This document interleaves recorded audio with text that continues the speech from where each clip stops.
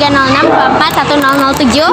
Dan saya Raihan Syafitri dengan NIM 0306241008. Dan saya Nabila Syafira dengan NIM 0306241030. Nah, di sini kami akan membuat video pembelajaran untuk memenuhi tugas mata kuliah IPS DMI atau SD yang diampu oleh Pak Dr. Eka Yusnaldi MPD. Nah, di sini kami akan membuat video pembelajarannya di sekolah Al-Ikhlasiyah 2. Nah, ayo teman-teman disimak videonya ya.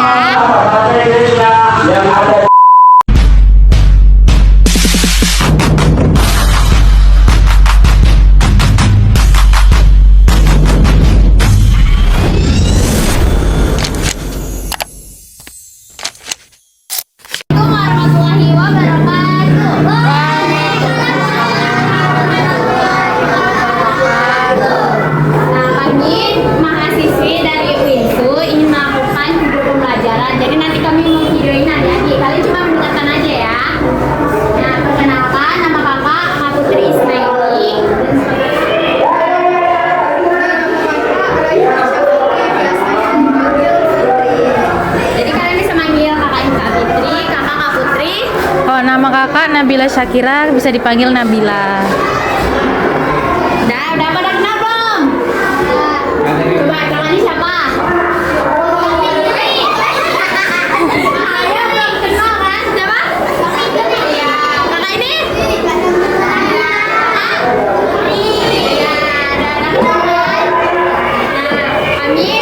Nah, kami mau ngasih materi sama adik-adik. Judulnya itu tentang pelajaran IPAS. Bapak IPAS? Apa pelajaran IPAS? Ayo. Ya,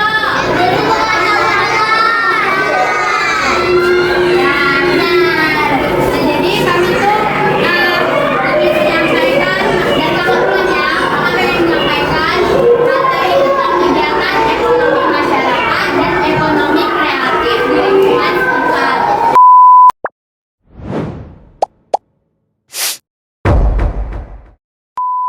Kakak ulang ya. Yang pertama kita akan membahas tentang kegiatan ekonomi masyarakat dan juga ekonomi kreatif di lingkungan sekitar. Yang pertama kita akan membahas apa sih itu kegiatan ekonomi masyarakat. Nah, kegiatan ekonomi masyarakat ini adalah semua aktivitas yang dilakukan oleh masyarakat untuk memperoleh penghasilan guna memenuhi kebutuhan hidup sehari-hari. Nah, kegiatan ini udah berlangsung lama sejak turun-menurun. Contohnya kayak perdagangan, menangkap ikan, ataupun menjualan. Nah, ya kan? Nah, biasanya kegiatan ini tuh berkaitan langsung dengan pemanfaatan sumber daya alam. Adik-adik tahu nggak apa itu? Apa aja sumber daya alam yang ada di sekitar kita? Sumber daya alam. Ada yang tahu? Sumber daya alam itu contohnya kayak tanah, air, dan hasil alam lainnya gitu. Nah, contoh umum dari kegiatan ekonomi masyarakat ini adalah bertani, berternak, menangkap ikan, dan sebagainya. Nah, bisa aja dengan menggunakan jasa. Menggunakan jasa itu contohnya kayak apa? Kayak tukang cukur rambut ataupun tukang salon gitu kan. Nah, adapun kegiatan ini juga bersifat tradisional dan juga sederhana. Dia nggak memerlukan teknologi canggih, jadi bisa menggunakan transaksinya menggunakan uang. Kan kalau misalnya sekarang kan udah canggih kan, bisa pakai kris atau apapun transaksi yang pakai debit, kartu. Tau nggak sih yang biasanya mama kalian kalau bayar nggak pakai duit lagi, ya kan?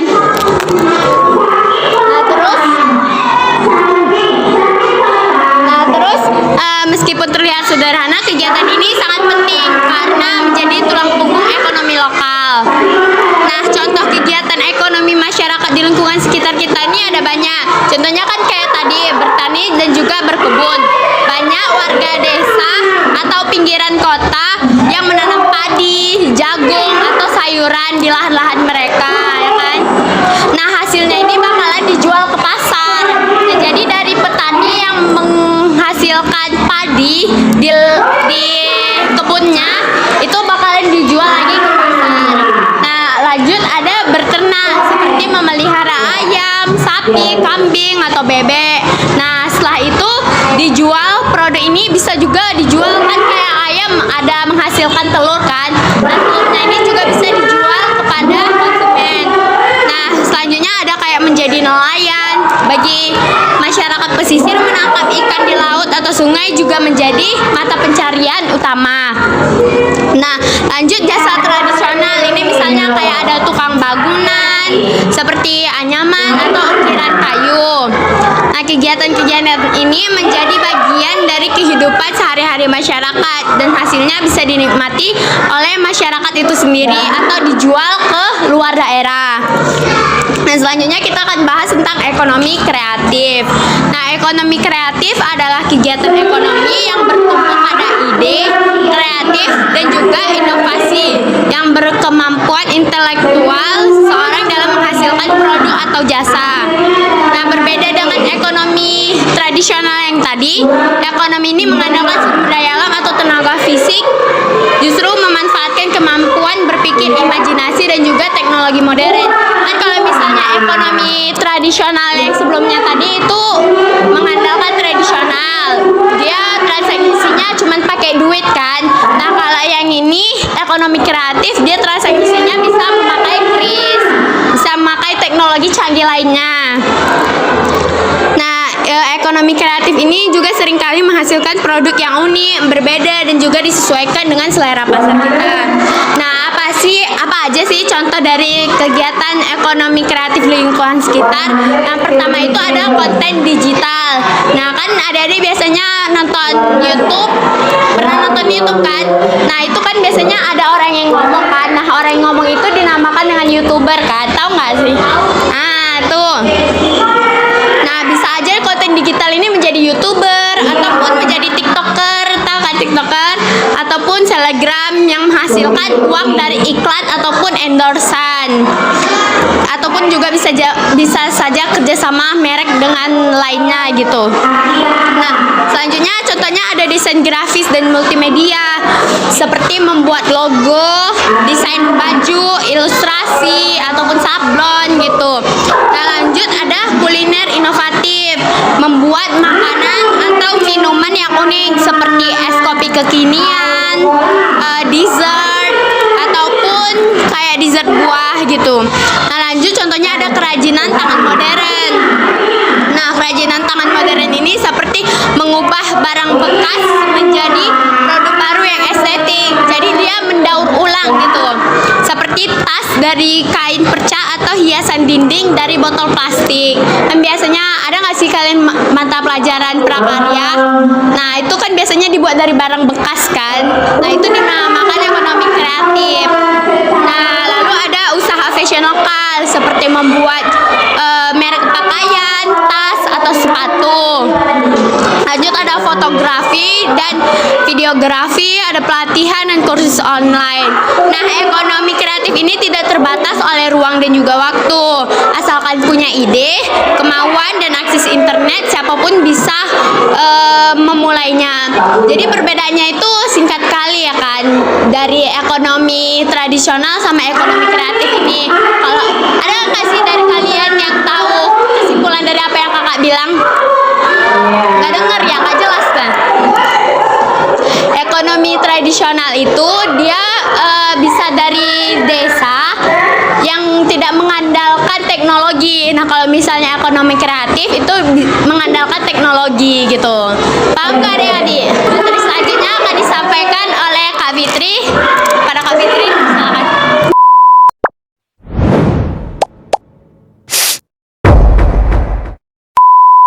Nah, selanjutnya kakak bakal jelasin tentang tujuan dari kegiatan ekonomi. Dengar nggak suara kakak?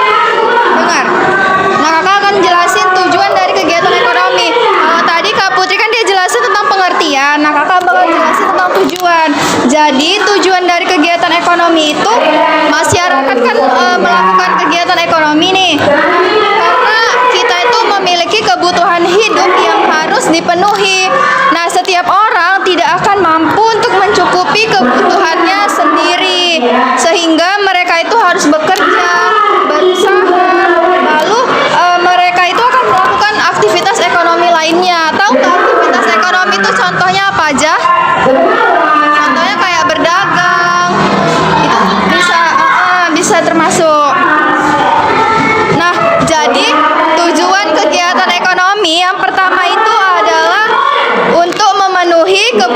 hidup, untuk memenuhi kebutuhan hidup kita. Nah, jadi setiap masyarakat itu bakal melakukan berbagai pekerjaan ataupun usaha untuk mendapatkan barang dan jasa yang ia butuhkan. Contohnya seperti mendapatkan makanan, lalu minuman, pakaian, tempat tinggal, lalu pendidikan. Nah, kalian semua sekolah itu kan pasti pakai biaya kan, pakai uang sekolah kan. Nah, cara orang tua kalian dapetin uang sekolah itu dengan cara apa? Iya, dengan cara bekerja. Nah, lalu tujuan kedua yaitu mencari penghasilan. Nah, jadi kegiatan ekonomi ini memberikan pendapatan bagi individu maupun keluarga sehingga mereka itu dapat bertahan hidup dan juga bisa meningkatkan kesejahteraan hidup mereka. Nah, lalu yang tujuan ketiga itu adalah menjalin kerjasama antar anggota masyarakat. Nah, jadi dari kegiatan ekonomi ini, contohnya ada nggak yang tahu kegiatan ekonomi? Nah, jadi contoh kegiatan ekonomi ini kan ada produksi, konsumsi, sama distribusi. Jadi ini tiga ini tuh mengharuskan adanya hubungan yang saling membutuhkan. Lalu produsen itu untuk sebutan bagi produksi tadi. Jadi orang yang melakukan produksi itu disebut produsen. Nah, jadi antara produsen, lalu distributor, lalu ada konsumen, itu orang itu bekerja sama supaya barang yang dapat sampai kepada pihak yang membutuhkan. Pihak yang membutuhkan itu siapa? Kita. Jadi pihak yang membutuhkan itu kita semua, masyarakat. Lalu yang keempat, tujuannya itu adalah mengembangkan potensi sumber daya lokal. Jadi kegiatan ekonomi ini memanfaatkan kekayaan alam dan juga keterampilan masyarakat di setiap daerah. Misalnya kayak hasil laut, lalu ada pertanian, lalu ada kerajinan, ataupun ada kreativitas. Nah, lalu tujuan yang kelima yaitu mendorong kreativitas dan juga inovasi. Nah, jadi dalam perkembangan zaman itu kegiatan ekonomi tidak hanya bergantung pada sumber daya alam aja, tapi juga bergantung pada kreativitas manusia, lalu terutama dalam ekonomi kreatif yang dijelasin sama Kak Putri tadi. Nah, lalu tujuan yang keenam yaitu ada meningkatkan kesejahteraan bersama. Nah, jadi jika kegiatan ekonomi itu berjalan dengan baik, maka masyarakat di suatu wilayah itu akan dapat hidup lebih sejahtera. Kenapa? Karena barang itu tersedia di lapangan kerja yang terbuka dan juga pendapatan masyarakat itu terpenuhi. Nah, jadi tadi kakak kan udah bahas tentang tujuan ekonomi. Ada nggak adik-adik yang tahu salah satu aja, sebutin apa tujuan ekonomi yang kakak bilang tadi? Ada yang tahu? Ya. Siapa namanya, Dek? Pandi. Oke, Alpandi. Nah, selanjutnya kakak bakal jelasin tentang jenis-jenis kegiatan ekonomi. Apa yang kakak jelasin? Menangkap ikan, berdagang. Iya, kakak mau jelasin tentang jenis-jenis kegiatan ekonomi. Nah, jadi kegiatan ekonomi itu tidak hanya sebatas membeli dan juga menjual barang, tetapi merupakan rangkaian aktivitas yang saling berhubungan untuk memenuhi kebutuhan manusia. Nah, jadi dalam IPAS di sekolah dasar ini, kegiatan ekonomi itu biasanya dikelompokkan menjadi 3 jenis, yaitu ada produksi, lalu ada distribusi, dan juga konsumsi. Ada apa tadi? Yang pertama? Yang pertama tadi ada produksi, yang kedua ada distribusi, yang ketiga ada konsumsi. Apa tadi yang pertama? Yang pertama distribusi. Yang kedua ada produksi. Yang ketiga ada konsumsi.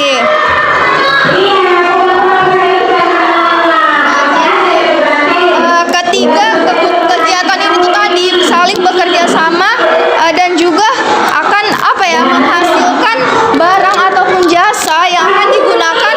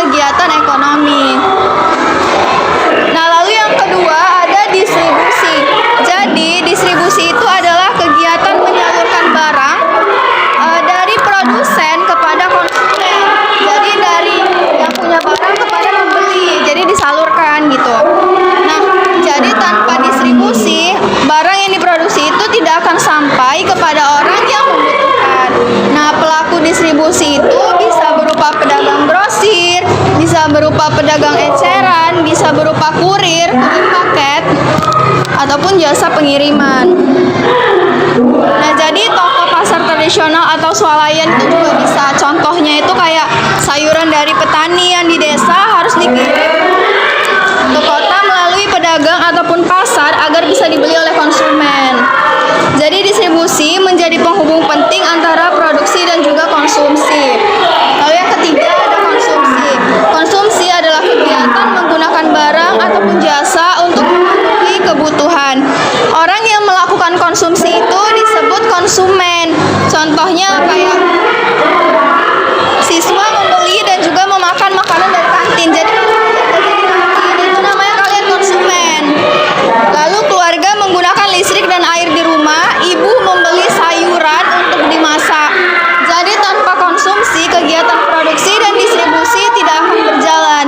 Konsumen menjadi pihak akhir yang menggunakan barang atau jasa. Jadi kakak ada mau ngasih games.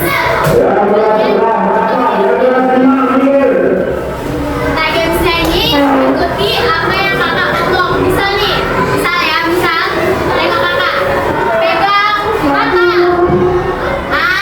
Ayo mana matanya? Salah ya. Jadi ikuti apa yang kakak bilang, bukan apa yang kakak beragaman. Oke, bisa? Terima ya, siapa yang salah nanti kena hukum. Ayo. Apa? Kalian hukumannya apa? Bisa nyanyi, bisa kompak, bisa nyanyi, terus apa lagi hukumannya? Nyanyi aja ya. Oke, nyanyi. Oke, 1, 2, 3, pegang telinga. Ayo mana telinganya?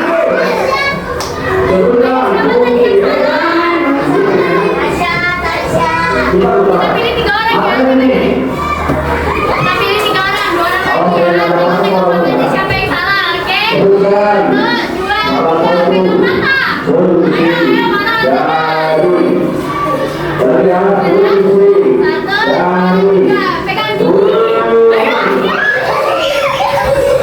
Siapa tadi yang salah? Jadi tetap berbagi ya. Tengok mamanya ya, siapa yang salah, oke? 1, 2, 3, pegang pipi.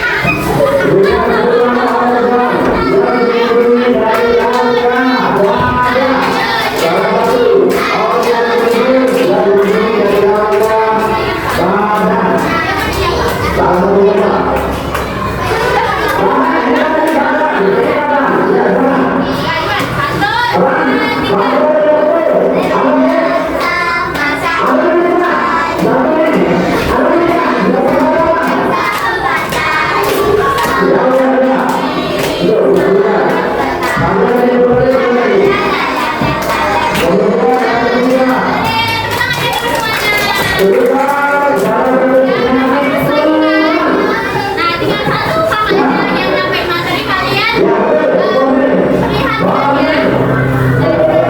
Nanti kakak kasih SB5 aja, oke?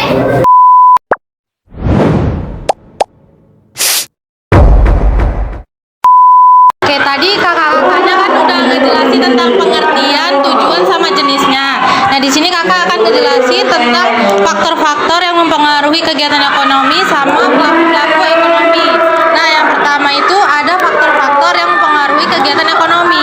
Nah, jadi kegiatan ekonomi adalah kegiatan manusia untuk memenuhi kebutuhan hidup seperti memproduksi, menjual barang, dan membeli barang atau jasa.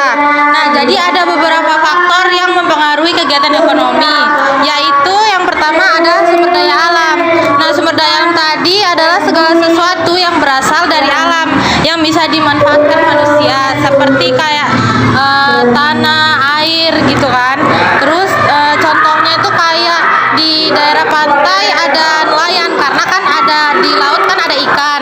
Terus di daerah pegunungan ada petani karena di pegunungan tanahnya subur, jadi kita bisa bercocok tanam. Nah, jadi kegiatan ekonomi ini menyesuaikan dengan kekayaan alam di daerah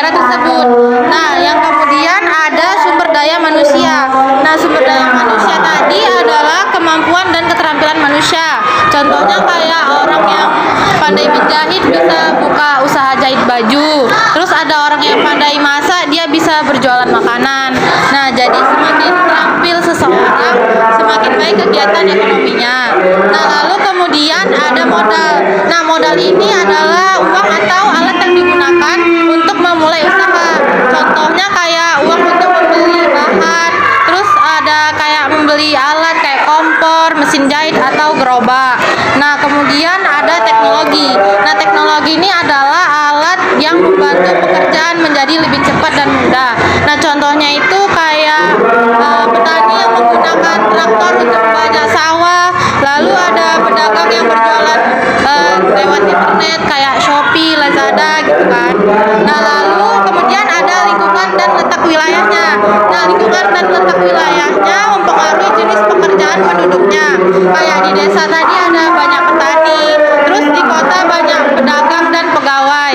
Nah, lalu materi yang selanjutnya ada pelaku-pelaku ekonomi. Nah, pelaku ekonomi adalah orang atau pihak yang melakukan kegiatan ekonomi. Misalnya yang pertama ada rumah tangga atau keluarga. Nah, rumah tangga adalah keluarga yang melakukan kegiatan ekonomi sehari-hari. Contohnya kayak ayah bekerja untuk mendapatkan uang, terus ada ibu membeli kebutuhan rumah tangga, terus ada anak yang membantu orang tuanya. Nah, kemudian ada produsen. Nah, produsen ini adalah orang atau pihak yang membuat atau menghasilkan barang dan jasa. Contohnya tuh kayak petani menghasilkan padi, pabrik membuat pakaian, tukang roti membuat roti. Nah, lalu ada konsumen. Nah, konsumen ini adalah orang yang menggunakan atau membeli barang dan jasa. Contohnya kayak kita jajan di kantin gitu kan, atau ada orang yang menggunakan jasa penjahit baju untuk menjahit baju. Nah, lalu ada distributor. Nah, distributor ini adalah orang atau pihak yang menyalurkan barang dari produsen ke konsumennya. Contohnya kayak pedagang sayur di pasar atau toko yang menjual barang di pabrik. Nah, lalu ada pemerintah. Nah, pemerintah ini juga ikut mengatur kegiatan ekonomi agar berjalan dengan baik. Contohnya kayak membuat aturan harga, membangun pasar dan jalan, terus membantu masyarakat lewat bantuan sosial. Nah, jadi kesimpulannya dari materi kakak tadi, yang pertama, kegiatan ekonomi dipengaruhi oleh alam, manusia, modal, teknologi, dan lingkungan.